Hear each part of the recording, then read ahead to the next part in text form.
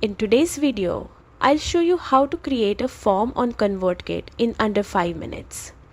Forms are essential for capturing leads and growing your subscriber list. So let's get started. First, open your web browser and go to convertkit.com. Log into your account or register if you're new.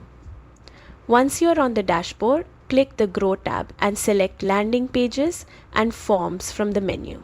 This is your hub for creating all forms. Next, click Create Form and choose the type that suits your needs: Inline, popup, or another style.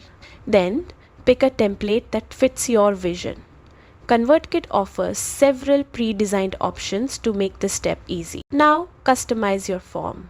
Start with a compelling headline that grabs attention. Then add a clear description explaining what visitors will get in exchange for their information. You can also add custom fields to collect specific details like names or interests. Once your form looks perfect, click Publish and it's live. Your form is now ready to capture leads and help grow your audience. That's it. Thanks for watching. And if this tutorial helped, don't forget to like and subscribe for more Click ConvertKit guides.